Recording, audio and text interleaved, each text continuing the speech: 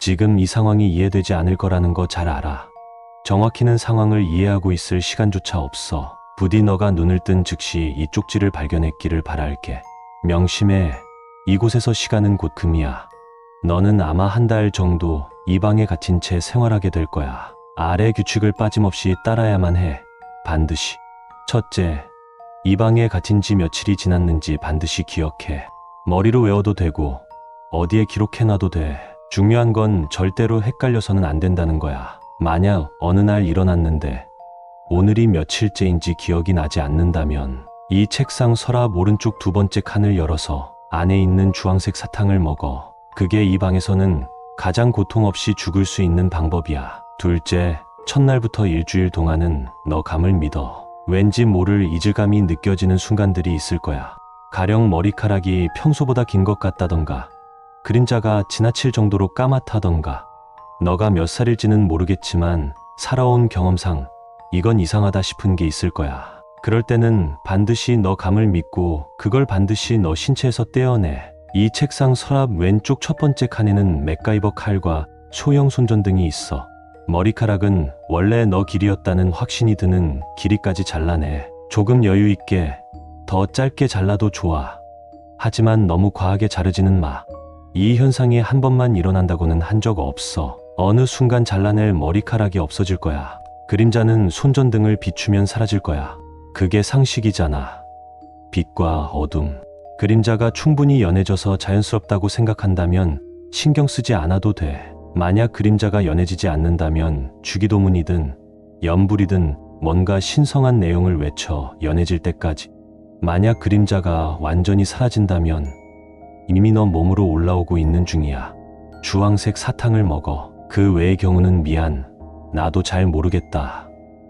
너 감대로 행동해봐. 살아남을지도. 셋째, 일주일이 되는 날부터 13일까지는 눈에 보이는 것을 믿지 마.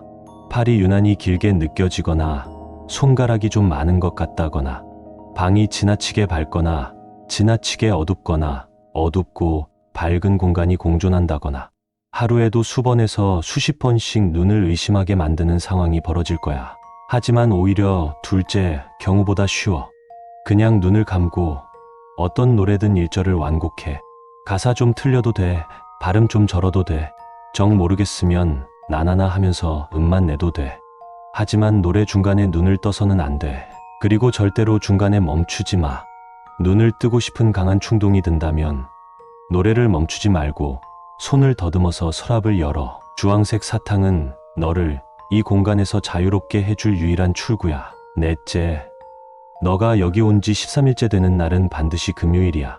어떻게 알 수 있냐면 일어나는 순간 오늘이 금요일이라는 확신이 설 거야. 확신이 선다면 그냥 평소보다 조금 재수없는 날일 수 있다고 생각해. 13일에 금요일 알지? 만약 일어났는데 오늘이 금요일이라는 확신이 서지 않았다면 오늘이 며칠째 되는 날인지 바로 확인해봐. 그리고 13일째 되는 날이 제발 아니었기를 바라도록 해. 다섯째, 13일부터 말일까지는 너 감을 절대로 믿지 마. 하늘은 보랏빛, 구름은 연두색. 비가 올 때는 세상이 너무 밝아져서 눈이 부시지. 새가 왈왈 울면서 뒷다리로 뿔을 긁고 뱀이 샤샤샥 소리를 내며 수십 개의 다리로 기어다녀. 이 내용이 전혀 이해가 되지 않지? 상식적이지 않지? 근데 그거 알아? 너 13일에 이거 다시 읽어보면 왜 이해가 안 되는지 이해가 안 될걸? 이 방에 있으면서 어느 순간 너 상시선이 완전히 비틀려 버리게 될 거야. 어렵지 않아. 너를 절대로 믿지 말고 이 방의 모든 게 완벽히 이상해지도록 만들면 돼.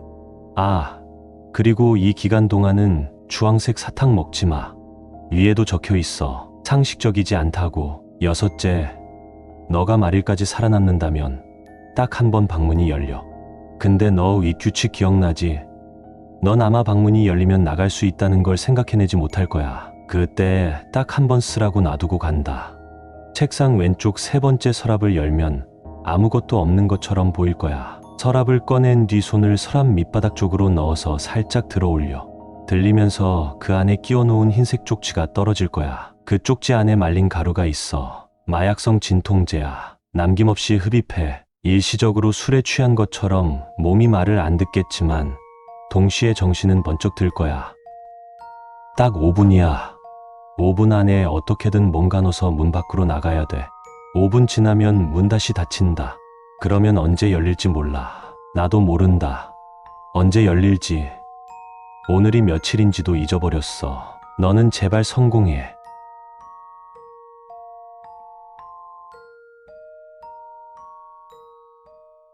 박사님, 내일 성당에서 예배도 드려야 하는데 늦은 시간에 불쑥 찾아와서 놀래켜드린 것 같군요. 실례를 범한 점 사과드립니다. 박사가 아니시라고요? 아직 석사. 이상하네요. 제가 아는 박사님은 전 세계적인 블랙홀 연구의 권위자신데 말이죠. 제가 잘못 알고 왔던 걸까요? 그건 아닐 것 같은데. 찾아온 이유가 뭐냐고요? 박사님이 연구하고 계시는 블랙홀 관련 연구에 흥미가 있어서입니다. 지금 쓰셨던 논문, 제목을 까먹었는데 정확한 이름이 뭐였죠? 블랙홀로 시작했는데 말이죠. 아, 블랙홀과 사건의 지평선 너머로. 맞죠? 왜 그런 표정으로 보시나요? 저는 박사님의 연구를 감명 깊게 본 한 연구원일 뿐입니다.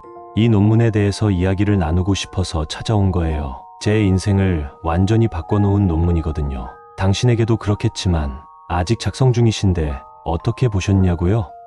우연히 봤습니다. 실례지만 물 한 컵 대접받을 수 있을까요? 시원하네요. 잘 마셨습니다. 그럼 어디서부터 이야기할까요? 블랙홀이라는 단어부터 짚고 넘어가는 게 좋겠죠. 물론 박사님께 이런 기초적인 중학교 지식부터 설명드리는 게 무례하다는 생각도 들지만 확실하게 시작하려면 이 부분부터가 좋을 것 같더라고요. 양해 부탁드립니다. 태양보다도 거대한 별, 그 중에서도 특출날 정도로 거대한 별들은 상상을 초월할 만한 중력을 가지고 있습니다. 별 스스로도 이겨내기 힘들 만큼 말이죠. 그렇게 결국 중력을 버티던 별은 쇠약해지게 된 뒤 별은 자신의 중력에 압도당하며 수축, 남은 공간까지 붕괴시킵니다. 그렇게 스스로에게 잡아먹힌 별은 주변의 모든 것을 잡아먹는 괴물, 블랙홀로 변하고 말죠. 물론 지적할 오류가 한두 가지가 아닙니다만 간단한 비유로 이해해 주시길 부탁드립니다. 아무튼 이 블랙홀이란 것은 사건의 지평선이란 것으로 내부와 외부를 분리하고 있습니다. 사건의 지평선쯤 되면 약간 어려운 개념이겠네요. 요즘에야 유명한 노래 하나가 나와서 이름 정도는 다들 들어봤겠지만 모르세요? 이거 진짜 유명한 노랜데. 박사님, 연구도 좋지만 세상에 관심 좀 가지세요. 어쨌든 사건의 지평선이라 하면 사실 개념 자체는 블랙홀과는 큰 상관이 없습니다. 외부에서 그 내부를 감지할 수 없는 기준선, 내부에서 그 무슨 짓을 하더라도 사건의 지평선 외부에는 아무 영향도 끼치지 못하는 차단선과도 같은 개념이죠. 어떻게 보면 우리 우주도 하나의 사건의 지평선 안에 있다고 볼 수 있겠습니다. 그 외부에 뭐가 있는지는 몰라도 우리가 그곳에는 아무 영향을 끼칠 수 없으니까 말이죠. 블랙홀 내부로 들어가게 되면 곧 사건의 지평선을 넘게 됩니다. 들어가는 사람의 입장에서는 몰라도 관측자의 입장에서 들어가는 사람은 영원한 감옥에 갇히게 되는 거죠. 그야 빛이 그 안으로 들어갈 수가 없으니까 들어간 뒤의 모습은 보이지 않고 들어가는 모습만 계속 보일 테니까요. 물론 보통의 방법으로 들어갔다가는 산채로 구겨져 입자 하나로 압축당하겠지만 충분히 거대한 블랙홀에 적절한 위치로 뛰어들거나 다른 수단을 사용한다면 꽤 오랜 시간을 버티면서 전 인류가 볼 수 없었던 블랙홀 너머를 관측할 수 있는 유일한 사람이 될 겁니다. 하지만 만약 그런 블랙홀에 또 다른 힘이 가해지면 어떨까요? 예를 들면 블랙홀이 회전한다던가 말이죠. 사실 이론상 말이 안 되는 현상은 아니잖아요. 그렇게 블랙홀 속 사건의 지평선에서 중력이 아닌 다른 힘이 작용하게 된다면 어떨까요? 그 때문에 사건의 지평선에서 튕겨져 나간다면 어떤 일이 벌어질까요? 궁금하지 않으세요? 제 생각은 이렇습니다. 사건의 지평선 너머로 간다면 시간과 공간이 같은 방향으로 향합니다. 사건의 지평선 안으로 들어가도록 말이죠. 어떤 행동을 하던 밖으로 나갈 수 없는 하나의 인과율적인 운명을 형성하게 됩니다.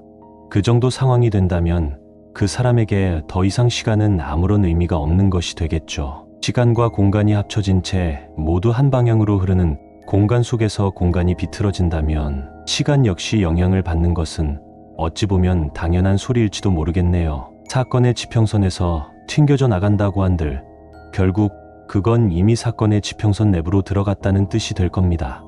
그리고 튕겨져 나온다면 공간의 변화와 함께 시간마저도 뒤섞이게 될 겁니다. 역시 박사님, 제 말을 이해하신 것 같군요. 네. 앞서 말했던 그 모든 걸 완벽하게 이행했다면 과거로 돌아갈 수 있을 거라는 뜻입니다.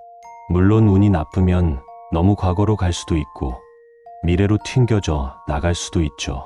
하지만 충분히 해볼 만한 시도 아닌가요? 당신도 정말 되돌리고 싶은 일이 있을 거 압니다.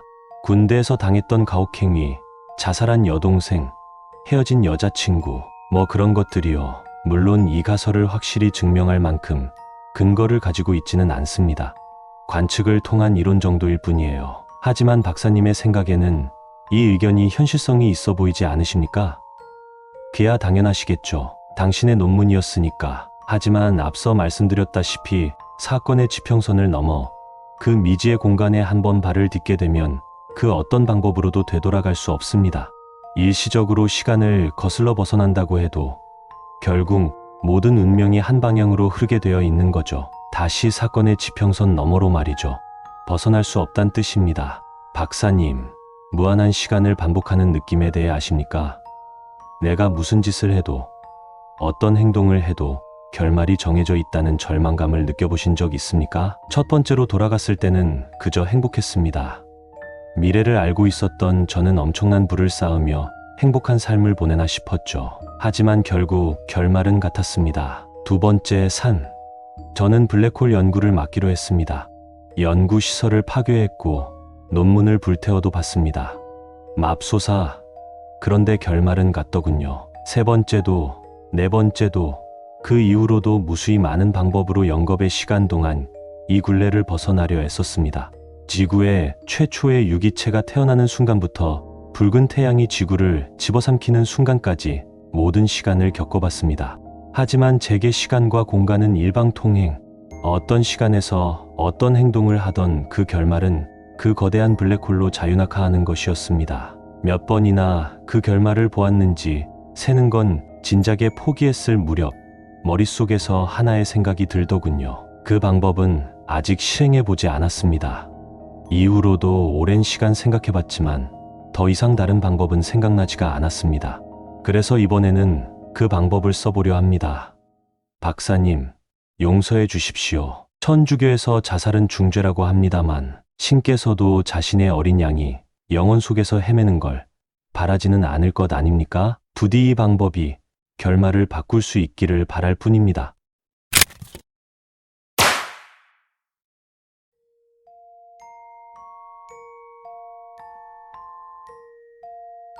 신과 영접하는 법은 간단하지만 조건이 있습니다. 영접하실 때에는 아래의 규율들을 따라주셔야 하고, 또한 영접할 장소에서의 살아있는 존재가 신을 영접하려 하는 당신뿐이어야 합니다. 그것만 지켜주시면 당신은 신과 영접하실 수 있습니다. 준비물은 다음과 같습니다. 짐승의 뼈와 가죽, 너무 작지만 않다면 어느 동물이든 괜찮습니다. 핸드폰, 칼 혹은 날카로운 물건, 동물의 두개골, 너무 작지만 않다면 어느 동물이든 괜찮습니다. 그릇 혹은 통, 액체를 담을 수 있다면 무엇이든 괜찮습니다. 종이와 붓 혹은 잉크가 담기지 않은 만년필. 이제 영접하는 법을 알아봅시다. 아래 항목들을 무조건적으로 따라주셔야만 합니다. 첫 번째, 영접 하루 전부터 시작됩니다. 우선 물을 제외하면 아무것도 입에 넣지 마십시오. 이는 단순히 몸을 청결히 유지시켜야 하기 때문입니다. 물은 1리터 이상 마셔야 합니다. 많이 마시면 많이 마신 만큼 신께서 만족하시겠지만 몸을 해칠 정도의 양은 금합니다. 그 어떤 신도 성취하는 육체를 가진 재물을 좋아하지 않습니다. 두 번째, 탁자를 준비하고 그 탁자에 짐승의 뼈와 가죽을 서쪽과 동쪽에 각각 둡니다. 무엇이 서쪽에 있고 무엇이 동쪽에 있는지는 별로 중요하지 않습니다. 그리고 그 가운데 동물의 두개골을 둡시다. 어떤 동물이든 상관없습니다. 너무 작은 크기는 금합니다. 신께서는 보통 인간의 두개골을 선호하십니다. 세 번째, 북쪽에 탁자를 두고 본인은 남쪽 탁자 앞에 앉습니다. 자세는 딱히 정해져 있지 않습니다만 정갈하게만 앉아 계시면 됩니다. 네 번째, 핸드폰을 이용해 노래를 틀어주십시오. 어떤 노래이든 상관없으나 21세기에서 나온 노래라거나 엄중하지 못한 노래는 금합니다. 클래식 음악도 좋습니다. 다섯 번째, 이제 준비된 칼이나 날카로운 물건으로 손목을 긋습니다. 이때 준비된 그릇을 손목 밑에 두어 손목에서 흘러내리는 피가 바로 그릇에 담길 수 있게 합시다. 눈대중으로 봤을 때 그릇의 바닥만 안 보인다면 충분합니다. 여섯 번째, 피를 잉크로써 준비된 종이에 다음과 같은 글을 적습니다. 일곱 번째, 글을 다 적었다면 본인과 탁자 사이에 종이를 펼쳐둡시다. 여덟 번째, 방의 불을 전부 끄고 경건히 대기합시다. 위에 있는 모든 항목들을 끝냈다면 보십시오. 아홉 번째, 당신은 이미 그 신이 당신이 원하던 신이 아니라는 것을 깨달으셨을 겁니다. 신을 영접하는 법이라고 하였을 때 이상함을 느끼지 않으셨나요? 어떻게 그 신이 본인이 원하는 신일 것이라고 확신할 수 있는지 참 신기하군요. 열 번째, 당신은 다음날 그저 아무 일도 없었다는 듯 어제 당신이 의식을 치렀던 그 자리에서 일어나실 것입니다. 하나 말하자면 당신이 어제 불러냈던 신은 휘로라는 신화의 악신이자 죽은 이들의 영혼을 어두운 그가 살던 지하세계로 끌고 가 그 힘을 얻는 악신입니다. 디테일을 하나 추가하자면 지하세계로 끌고 가기 전 죽은 이들을 한번 갈기갈기 찢어놓습니다. 글쎄요, 이 정도면 다른 악신에 비해 자비로운 편 아닐까요? 물론 찢어놓은 뒤 어떻게 하는지는 잘 알려지지 않았지만요. 11번째, 당신은 이제 어제 있었던 일을 잃게 될 겁니다. 당신이 지금 읽고 있는 이 글을 다시 기억해내려고 애써도 당신은 다시는 이 글을 보지 못할 것입니다. 당신은 분명 당신 손목의 상처를 볼 수는 있을 겁니다. 그럼에도 기억하지 못하겠죠. 12번째, 그는 이제 당신이 죽기만을 기다리고 있습니다. 당신도 신을 기다리게 하셨으니 좋은 결과는 바라지 마십시오. 이상 신과 영접하는 방법이었습니다. 신께서는 충분히 만족하고 계실 겁니다. 신을 기다리게 하지 마십시오.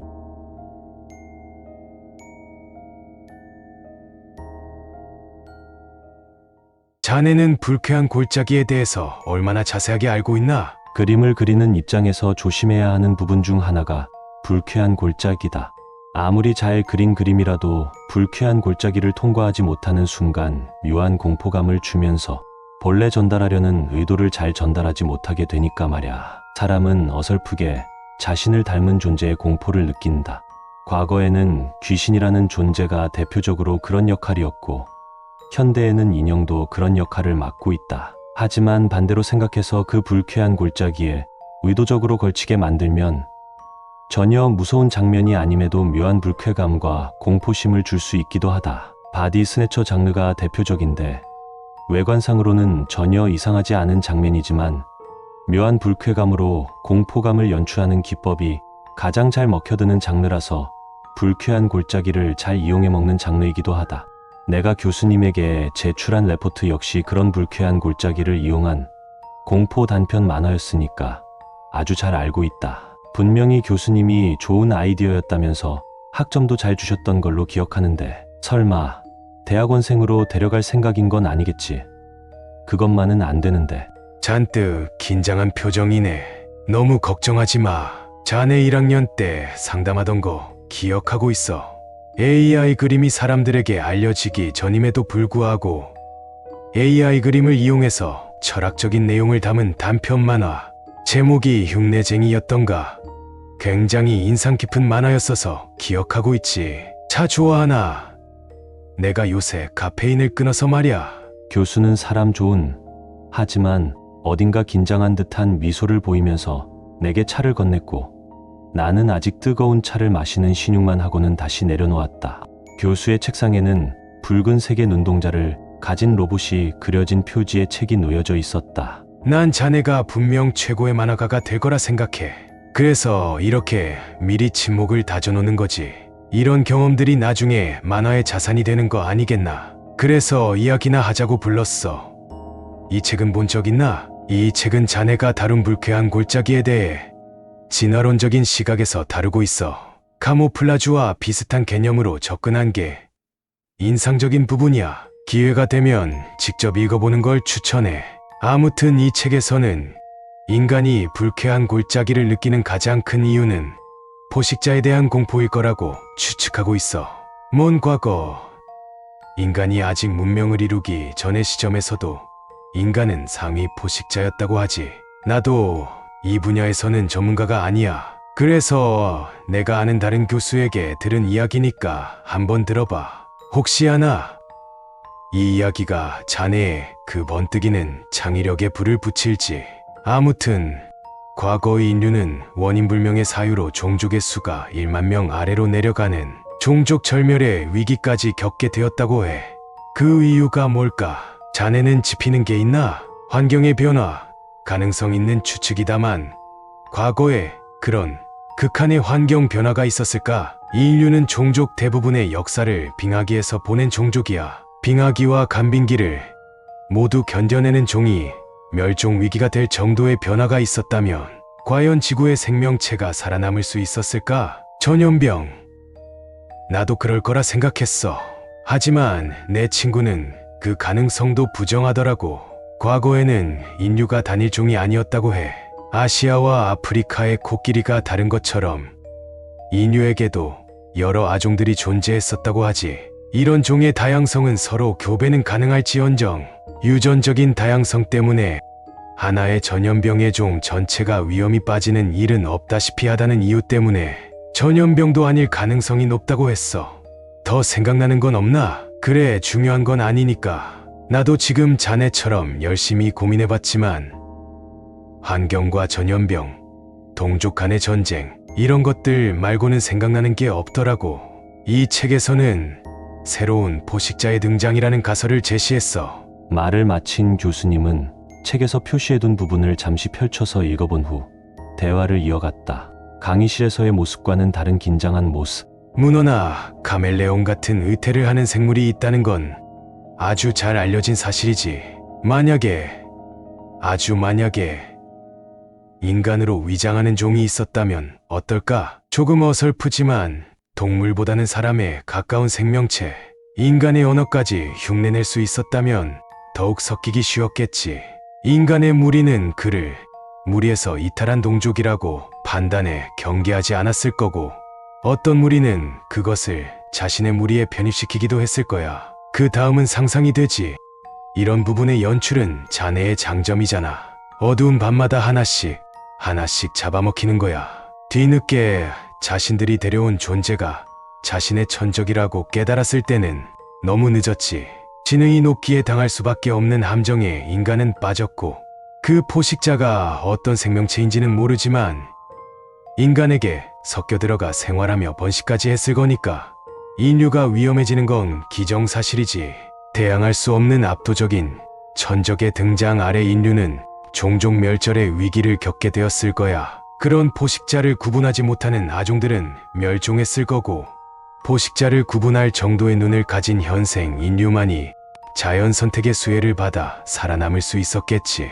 그렇다면 인간이 불쾌한 골짜기에 묘한 공포감을 느끼는 건 유전자에 각인된 포식자에 대한 공포였을 거야. 종을 멸종시킬 뻔한 압도적인 포식자에 대한 공포. 자네의 의견은 어떤가?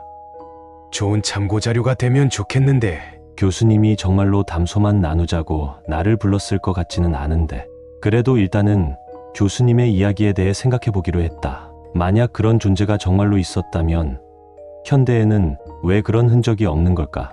멸종한 걸까? 하지만 인류가 저항할 수 없는 포식자들을 단순히 구분할 수 있다는 이유로 멸종시킬 수 있었다면 신체적인 구조나 능력이 사람과 큰 차이가 없었을 거란 뜻이다. 그들이 사람보다 훨씬 강했다면 들킨 시점에서 그냥 사냥법이든 사냥감이든 하나는 바꿨을 테니까. 그리고 만약 의심받지 않고 인간으로 위장할 수 있을 정도의 능력을 가진 존재라면 그 위장 능력으로 계속 무리의 남아 식량을 빼앗아가는 게 좋지 않았을까? 기생하는 종류의 생명체도 숙주를 계속 살려두고 영양분을 빼앗는 방식으로 생존한다. 기생할 존재를 전부 죽여버리면 다음은 자신의 종이 멸종하니까 라는 당연한 이유다. 코로나19와 같은 전염병이 점점 독성이 약해지는 이유도 이와 같고, 내 의견을 들은 교수 역시 거기에 공감한 것 같다. 그리고 곰곰이 생각하는 듯 하더니 무엇인가 결론을 낸 듯 약간 식은 차를 찬물 들이키듯 마셨고, 나도 받았던 잔을 깨끗하게 비워냈다. 장작에 대한 이야기를 하다 보니 몰입하게 되네. 자네도 그렇지. 그렇다면 조금 더 몰입해보자고. 만약 그것들이 멸종하지 않았다면 어떨까? 진화는 인간만의 특권이 아니잖아. 그것들 역시 인간의 시야를 피할 정도로 진화했다면, 그리고 그것들 역시 인간 사이에 섞여 들어갔다면 어떨까? 자네가 말한 대로 인간을 잡아먹는 게 아니라 인간 사이에 섞여 들어갔다면, 인간에게 완벽하게 기생하는 방식으로 생존 방식을 바꿔서 완벽하게 인류가 되었다면, 우리가 그 포식자들을 더 이상 구분할 수 없고, 그것들 역시 자신의 야성을 깨우지 못하고 있다면 우리는 어떻게 해야 할까? 영원히 본능을 깨우치지 않을 거란 보장도 없잖아. 만약 정말 그것들이 아직 숨어 있다면 정말 좋은 이야기가 나오지 않을까? 유일하게 눈이 너무 좋아서 그들을 구분하는 사람에 대한 이야기, 뭐 이런 거 말야. 눈이 이상하다. 교수님의 얼굴이 묘하게 부자연스러워. 어설프고 불쾌하고 무섭다. 자네의 눈으로 보기에도 내가 이상한가? 나 역시 지금 자네가 매우 이상하게 보여. 어딘가 어설프고 불쾌하고 무서워. 자네라면 내 망상을 이해해 줄 것 같아서 부른 거야. 모든 일을 작품으로 접근하는 자네라면 이 이야기에 대해 진지하게 의견을 내줄 테니까, 설사 내 가설이 틀렸다고 할지라도 자네라면 농담처럼 변한 이야기를 좋게 빚어낼 수 있을 테니까, 그저 불쾌한 골짜기에 관한 담화에 그치지 않고 생명력을 가진 이야기로 만들어낼 테니까. 방금 우리가 마신 차는 30분 정도 인간의 시력을 훨씬 높여주는 효능이 있어. 그러니까 이상한 점을 훨씬 더 잘 구분할 수 있게 된 거지. 불행하게도 우리의 담화는 단순한 창작이 아니었던 모양이군. 그럼 마지막 대화 주제는 정해진 것 같네.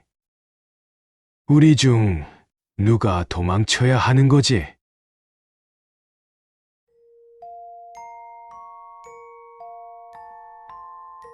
그래, 이 편지를 읽고 있다는 건 이미 일이 벌어진 뒤라는 거겠지. 편지 하나를 달랑 든 채 아파트 화단에 누워있는 자기 모습이 의아하지. 무엇을 하고 있었는지, 왜 이곳에 있는지도 기억 안 날 테고. 이해해. 그래도 천천히 생각할 시간 따위 없어. 본인을 위해서라도 빠르게 움직여. 지금 있는 곳은 현실이 아니니까. 고통을 최소화하려면 최대한 시간을 절약해야 해.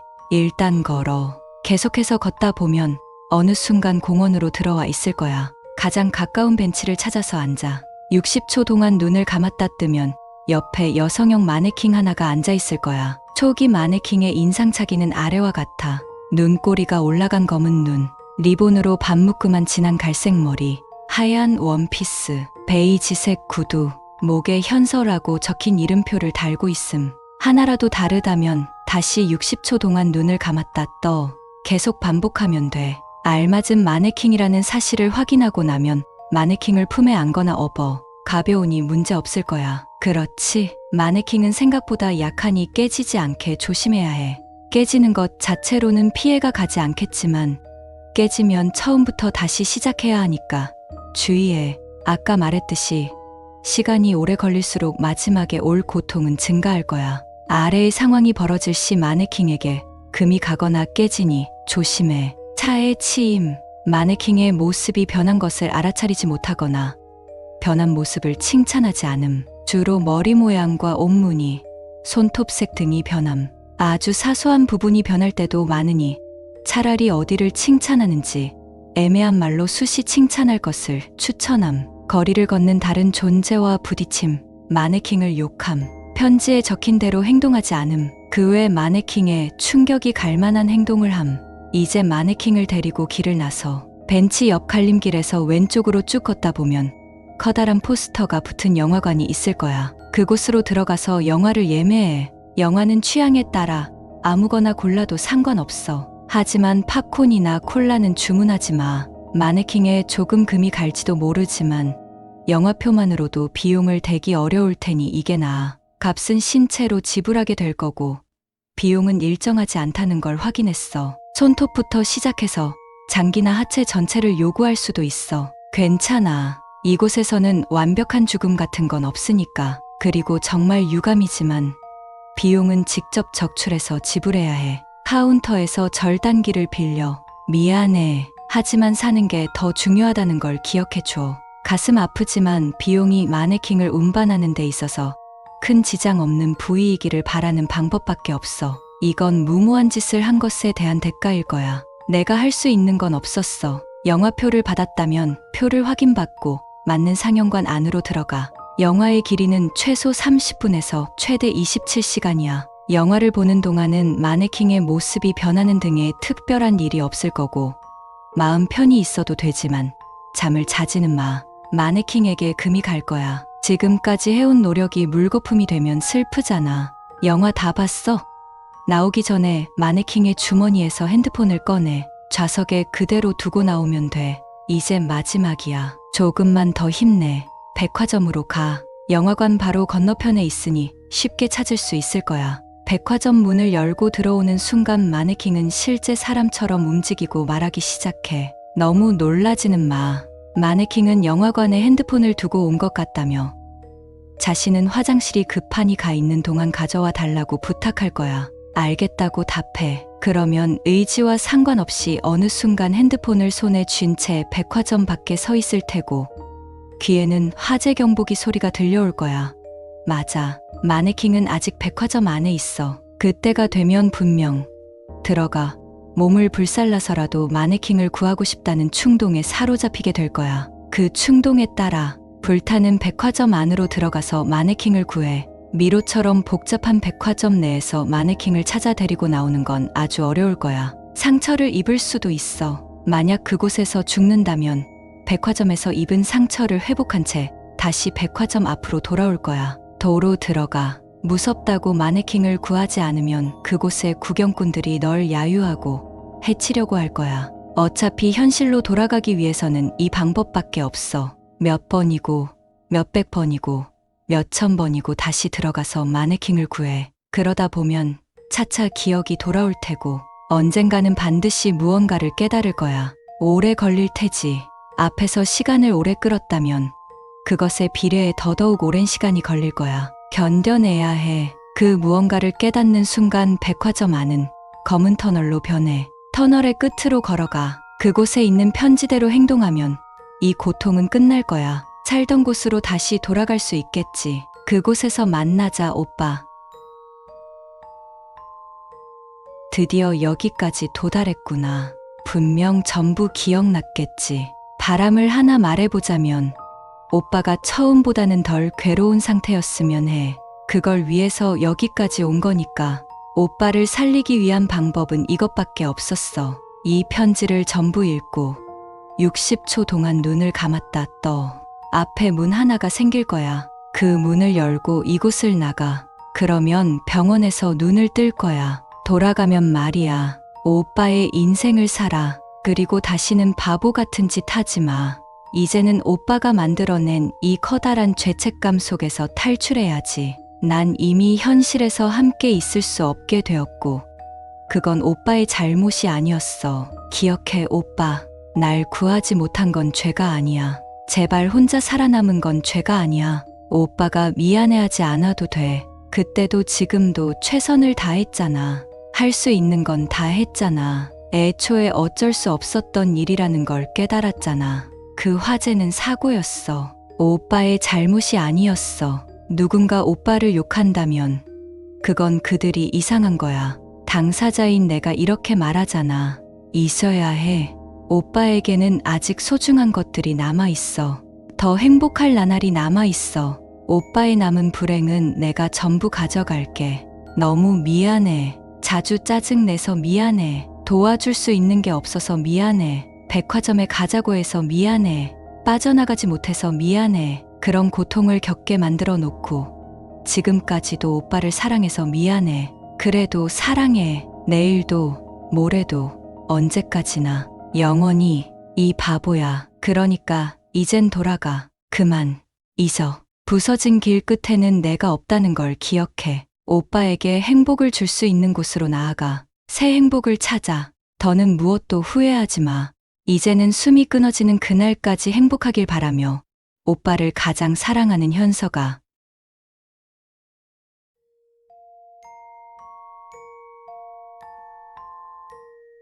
이 장소는 위 제목에 동의하는 분들을 위해 만들어졌으며 당신은 탈출을 위해 총 5개의 방을 지나야 합니다.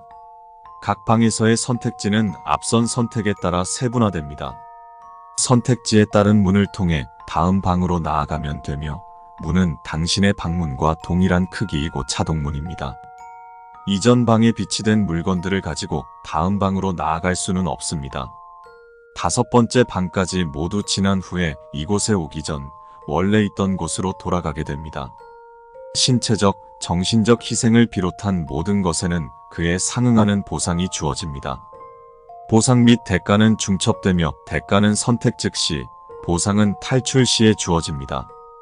첫 번째 방, 흰색의 빈 방이며 고등학교 교실 크기입니다. 흰색 문, 20억을 얻습니다. 대가는 손발가락 중 3개입니다. 잃을 곳을 선택 가능하며 고통 및 출혈이 없습니다. 검은색 문, 대가 및 보상 없이 다음 방으로 통합니다. 두 번째 방, 흰색의 방이며 고등학교 교실 크기입니다. 방 가운데에 원형 책상이 있습니다. 책상 위 니퍼와 거즈, 붕대가 비치되어 있습니다. 흰색 문, 잠겨 있습니다. 손톱 7개 또는 이빨 2개를 제거해야 문이 열립니다. 붉은색 문, 30억을 얻습니다. 대가는 안구 하나입니다. 잃을 곳을 선택하는 것은 불가하며 고통 및 출혈이 있습니다. 검은색 문, 이전의 방에서 검은색 문으로 나왔을 경우에만 열려 있습니다. 다음 방으로 통합니다. 세 번째 방, 연분홍색의 방이며 고등학교 교실 크기입니다. 방 가운데에 원형 책상이 있습니다. 책상 위 정밀 저울이 있습니다. 바닥에 맞는 칼과 가위, 지혈제가 비치되어 있습니다. 흰색 문, 잠겨 있습니다. 머리카락 및 체액을 포함한 신체의 500g 이상을 저울 위에 놓아야 문이 열립니다. 이전의 방에서 붉은색 문으로 나왔을 경우 1520g 이상을 저울 위에 놓아야 문이 열립니다. 붉은색 문, 당신이 방문했던 장소 중 원하는 건물 하나가 당신의 명의가 됩니다. 단, 지역 랜드마크와 같은 상징성이 큰 건물은 불가합니다. 대가는 사지 중 하나입니다. 잃을 곳을 선택하는 것은 불가하며 출혈은 없으나 몇 달간 지속적인 환상통이 잔류합니다.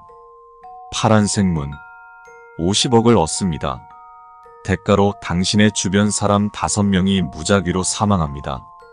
검은색 문, 이전의 방에서 검은색 문으로 나왔을 경우에만 열려 있습니다.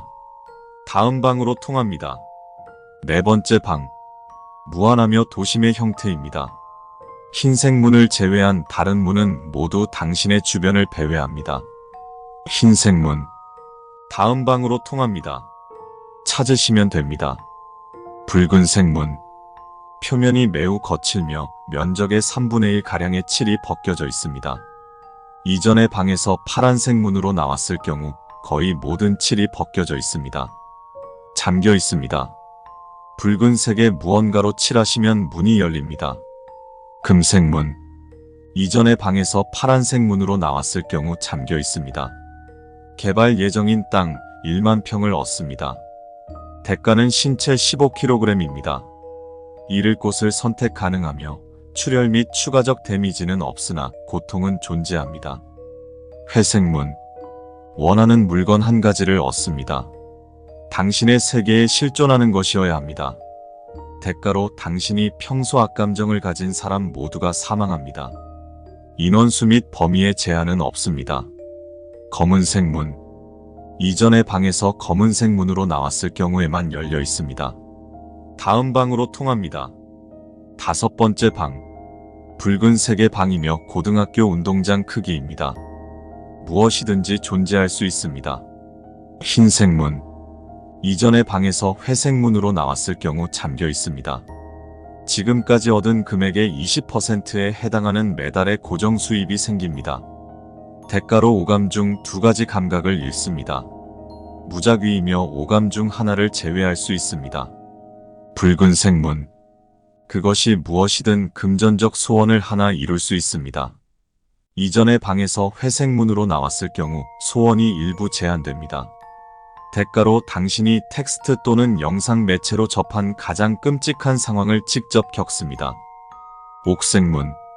이전의 방에서 파란색 문 또는 회색 문을 선택했을 경우 잠겨 있습니다. 첫 번째 방으로 되돌아가며 검은색 문은 사라집니다. 보상을 포함한 모든 상황이 리셋됩니다. 검은색 문. 이전의 방에서 검은색 문으로 나왔을 경우에만 열려 있습니다. 원래 있던 곳으로 돌아가시면 됩니다.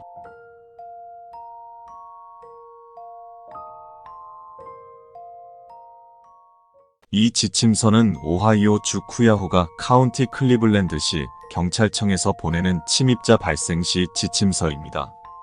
현재 귀하가 계신 지역에서는 13건의 강도살인을 저지르고 도주 중인 범죄자가 배회 중입니다.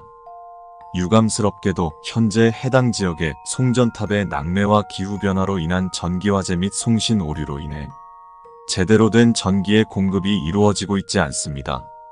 이 지침서를 받으셨다면 다음과 같은 항목이 완료되었는지 확인하십시오. 대인용 호신용품이 구비되어 있습니까? 집 내부로 통할 수 있는 모든 출입구를 단단히 잠궈두었습니까? 한 방에만 머무르고 계십니까? 머무르고 계신 방이 아닌 다른 모든 곳에 불을 꺼두었습니까? 값어치 있는 물건들을 머무르고 계신 방이 아닌 다른 곳에 두셨습니까? 위의 모든 항목이 완수되었다면 다소 안심하셔도 좋습니다. 다음 항목들은 침입자가 발생했다고 생각이 들 시에 읽고 확인하십시오. 문이나 창문을 부수는 소리가 들리셨습니까? 또한 그 소리가 다른 집에서 난 소리는 아니었습니까? 문 밖의 소리에 집중하였을 때 남의 인기척이나 소리가 들리셨습니까? 무거운 발소리가 들리셨습니까? 집 내부를 들여다볼 수 있는 매체들을 막아두셨습니까?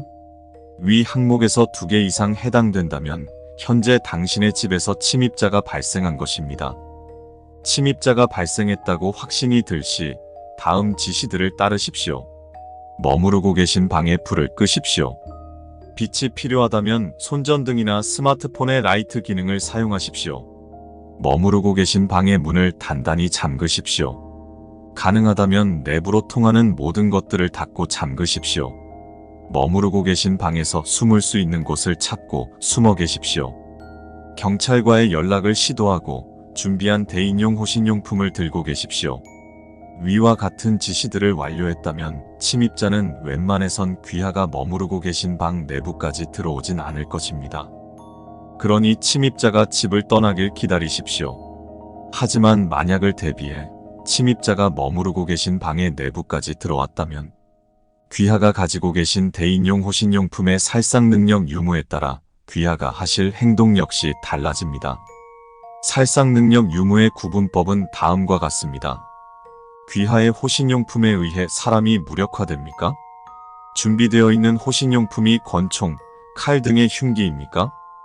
귀하의 호신용품의 원래 주 목적이 상해가 아닌 살해입니까? 이제 다음과 같은 지시를 따르십시오. 호신용품의 살상 능력이 없을 시 최대한 인기척을 내지 마십시오. 숨소리도 최대한 조용히 내십시오. 숨어있는 곳에서 여차하면 바로 나가서 집 밖으로 도주할 수 있게 준비하십시오. 정상적인 경우에서 귀하가 특별히 주의를 끌지 않았다면 침입자는 다시 돌아갈 것입니다. 하지만 침입자가 귀하의 존재를 눈치채고 방 내부를 둘러본다면 귀하가 숨어 계신 곳에서 반대편을 바라볼 때 준비된 호신용품을 사용하고 집 밖으로 도주하십시오. 도주의 지체가 없도록 하기 위해서 침입자가 집 내부로 들어올 때 사용했던 출입구를 통해 집 밖으로 도주하십시오. 만약 침입자가 집에 들어온 흔적이 보이지 않는다면 칼과 같은 살상 능력이 존재하는 흉기를 찾으시고 두 번째 지시를 따르십시오. 흉기마저 존재하지 않는다면 창문을 부수려고 시도하십시오. 호신용품에 살상 능력이 있을 시 침입자가 당신을 발견하지 않도록 최대한 인기척을 내지 마십시오. 또한 여차하면 바로 호신용품을 사용할 수 있게 준비하십시오. 위와 같은 행동을 취하셨다면 침입자는 다시 돌아갈 것입니다. 하지만 어떠한 이유로 귀하에게 주의가 끌렸다면 다음과 같은 지시를 따르십시오. 준비되어 있는 권총과 칼 등의 흉기를 사용하십시오. 사용법은 다음과 같습니다. 권총, 장전되어 있는 권총을 관자놀이, 턱, 이마, 정수리, 가슴 등에 조준하고 방아쇠를 당기십시오. 칼 혹은 날카로운 물건, 팔을 손바닥이 본인을 향하게 한 다음 손목을 베십시오. 이때 깊게 베어야만 동맥의 손상이 이루어지므로 여러 번 깊게 베거나 아예 손목을 절단하거나 여러 번 깊게 찌르는 방법들이 존재합니다. 이상 침입자 발생 시 지침서였습니다. 부디 모든 클리블랜드의 시민들을 이 지침서를 읽고 범인이 잡힐 때까지 지침서의 지시들을 따라 안전하게 생활할 수 있기를 빕니다. 감사합니다. 해당 지침서에는 자결 혹은 자살을 유도하는 등의 자살 교사 방조에 포함되는 지시가 적혀 있지 않습니다. 귀하의 지침서에 자살 교사, 방조가 포함된 내용의 지시가 존재한다면 가장 가까운 경찰서 및 경찰국에 문의해 주십시오. 오하이오 주 쿠야호가 카운티 클리블랜드시에 있는 모든 경관에게 알립니다. 전화로 집에 침입자가 발생했다고 보고하는 발신인을 돕기 위해 그 발신인의 집으로 바로 출동하지 마십시오. 현재까지 발견된 범죄 현장으로 유추해 보았을 때 침입자는 정해진 피해자의 집에서 외부로 통신할 수 있는 모든 매체 등을 사용할 수 없는 상태로 만든 후 범죄를 저지릅니다. 그렇기 때문에 침입자가 발생했다고 보고하는 발신인은 정말로 도움을 필요로 하는 인물이 아닐 수 있을 뿐더러 요 근래 몇 개월부터 그놈들이 인간의 언어를 습득하고 있다는 정보가 들어왔으므로 몇 가지 질문을 던진 뒤 말이 어눌하지는 않은지, 고급 어휘를 사용하였을 때의 반응은 어떤지 등을 확인한 뒤 사람이라고 확신이 든다면 그때 다른 경관들에게 알리고 출동하십시오.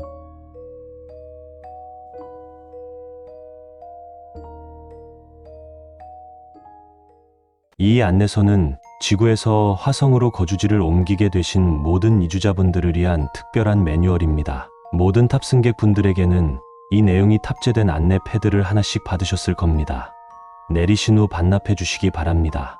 아래 항목들에는 화성으로 가면서 삼가하실 행동들과 화성에 도착했을 시 해야 될 행동들에 대한 조언이 담겨 있습니다. 2주 이상 걸리는 오랜 여행이 되겠지만 부디 그동안 안전하게 행복한 미래를 그리며 즐겨주시길 바랍니다. 일주일간의 항해 후 우리는 우주정거장에 들러서 연료와 식자재 등을 보급받을 예정입니다.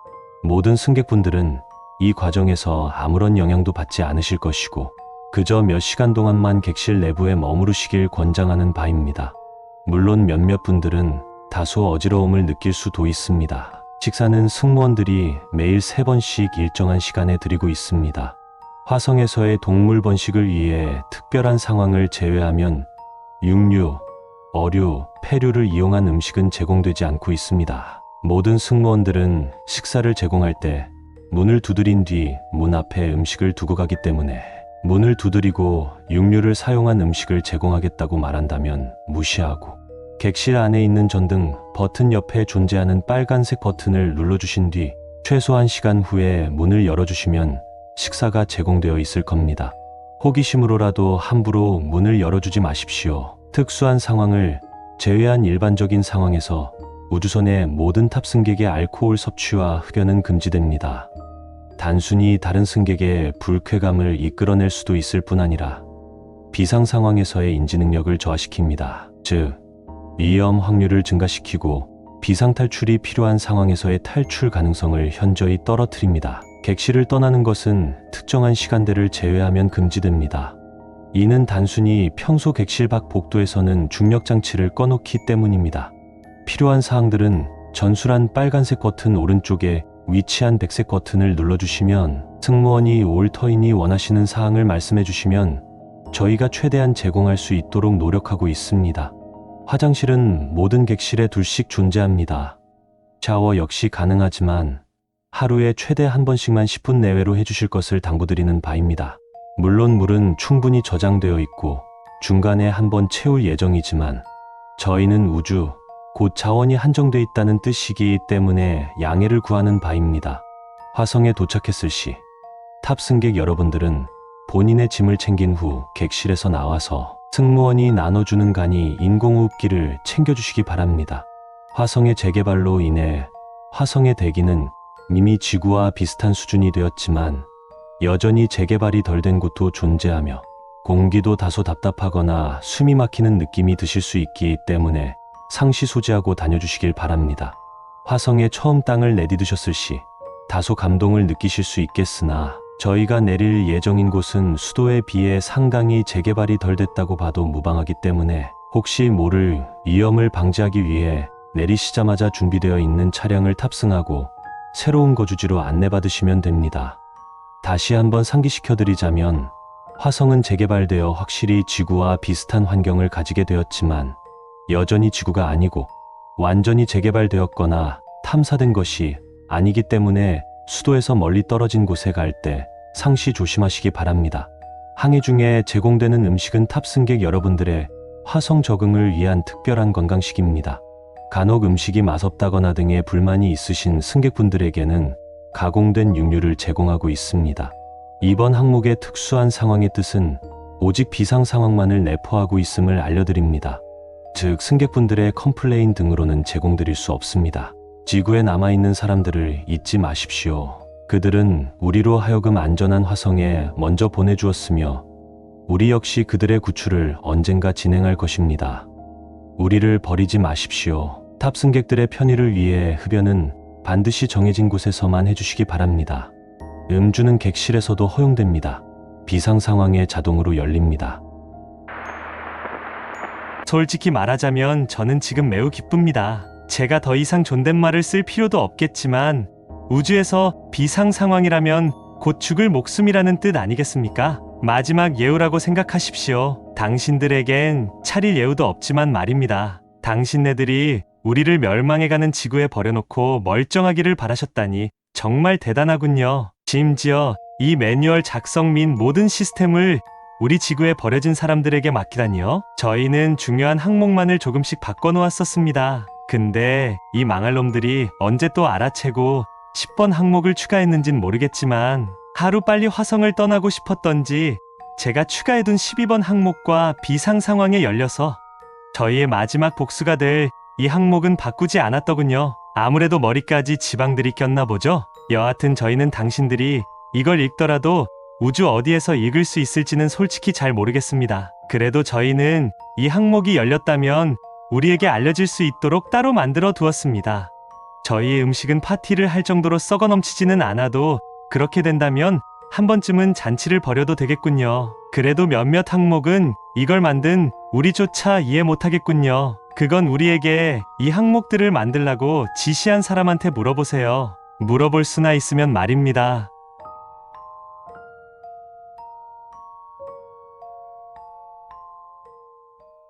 당신은 현재 모종의 이유로 유일하게 살아남은 인류입니다. 해당 메시지는 인류가 멸종 직전에 도달했을 때 남기는 유언입니다. 당신이 살아남기 위한 수칙이나 지침을 기대하셨을지 모르겠지만 그러한 수칙은 존재하지 않습니다. 해당 글이 작성되는 시점에서는 어떠한 이유로 인류가 멸망하였는지 모르고 알 방법 또한 없습니다. 해당 메시지는 단지 멸종하게 된 종의 넋두리이며 있을지 모를 다음 지구의 주인에게 인류가 있었다는 것을 남기기 위한 최후의 방파제입니다.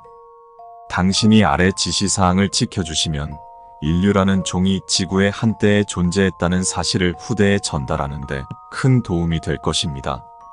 당신이 더 살아남을 수 있으실지, 해당 수칙을 지켜주실 수 있을지 저희로서는 알지 못합니다.